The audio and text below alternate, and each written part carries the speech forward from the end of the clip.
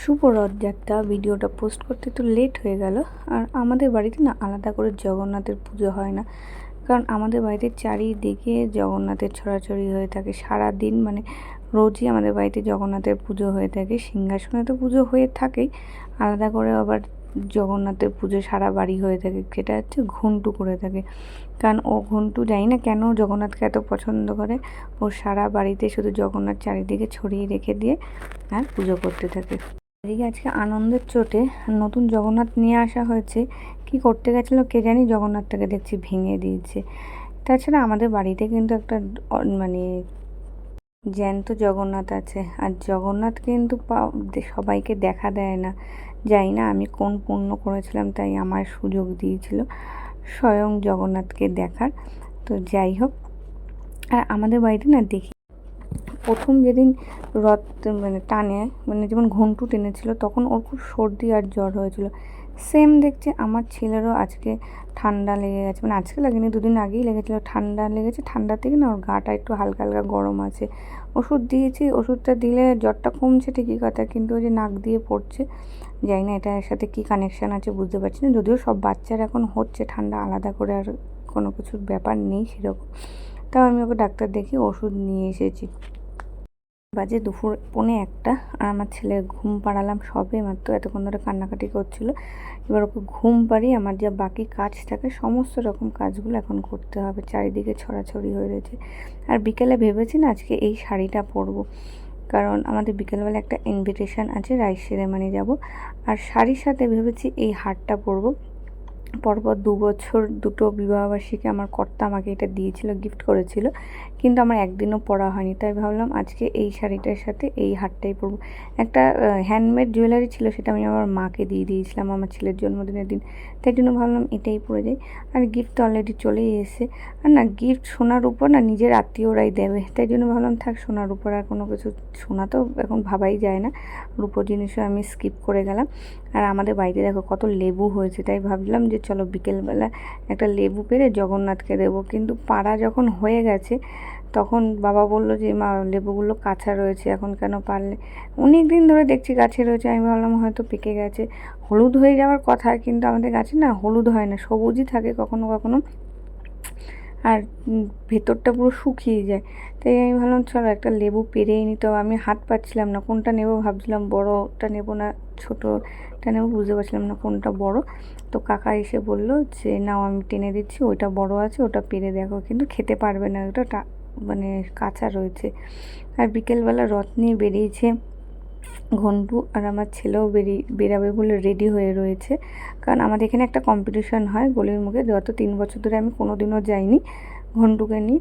তো ভাবলাম যে এই বছর একটু বের করে দুই ভাইকে নিয়ে গলির মুখ থেকে ঘুরিয়ে নিয়ে চলে এসেছি। তেমনভাবে বার করা হয়নি ওদেরকে, সামনের বছর থেকে ওদেরকে কম্পিটিশনে নাম দেওয়াবো। চলো আমার জগন্নাথকে পাওয়ার একটা গল্প শোনাই। আমি যখন ক্লাস এইচএস দিই তখন সব বন্ধুরা মিলে, বন্ধু আর বন্ধুর ফ্যামিলিরা মিলে প্ল্যান করেছিলাম পুরীতে যাব। কারণ পুরী কিন্তু সবাই যেতে পারে না চাইলেও, পয়সা থাকলেও যে সবাই যেতে পারবে এমন কোনো ব্যাপার নয়। জগন্নাথ দেব যতক্ষণ না ডাকে ততক্ষণ নাকি যাওয়া যেতে পারে না। তো ঠিক সেরকমভাবে আমরা সব বন্ধুরা মিলে, 4-5টা বন্ধু আর তাদের সবার ফ্যামিলি মিলে গিয়েছিলাম পুরীতে এইচএস দেওয়ার পর। তো যাওয়ার কথা ছিল 5 দিনে থাকার, কিন্তু আমাদের আসার যেহেতু টিকিটটা পাইনি ট্রেনে, তো আমাদের 7 দিন হয়ে গেছিলো। তো আমরা তো খুব মজা করেছি, 7 দিন ওখানে থাকবো, খুব মজাভাবে কাটবো। কিন্তু দুঃখের বিষয় একটাই ছিল, আমি যখন যেদিনকে আমরা ভেবেছিলাম যেদিনকে ফিরবো তার আগের দিনকে পুজো দেবো, যাতে পুজোর প্রসাদগুলো এদিক ওদিক না ছড়াছিটি থাকে, তাহলে রাত্রেবেলা প্যাকিং করে নিয়ে আসলে আর ভালো থাকবে। তো সে যেমন ভাবা তেমন কাজ, ঠিক পুজোর আগে যেদিনকে আসবো তার আগের দিনকে আমরা পুজো দিতে গিয়েছিলাম। কিন্তু দুঃখের বিষয় আমি পুজো দিতে পারিনি, মেয়েদের একটা প্রবলেম থাকে, সেই প্রবলেমের জন্য আমি পুজো দিতে পারিনি, আমি জগন্নাথ দেবকেই দেখতে পারিনি। সবাই গিয়েছিল, আমি তখন খুব রেগে কান্না মুখে বলেছিলাম তুমি আমাকে দেখা দিলে না, এত বছর পর আমি এখানে আসলাম, তো তোমার কাছে আমি আর কোনো দিনও আসবো না, যাও এরপর যখন আসবো তখন বিয়ে করে একেবারে বরকে নিয়ে আসবো। ও বাবা, জগন্নাথ দেব যে এতটাই আমার কথাটা শুনবে আমি ভাবতে পারিনি। তো যখন বাড়িতে এসেছি, এইচএসের রেজাল্ট বেরোলো, তারপর আমি কলেজে ভর্তি হলাম।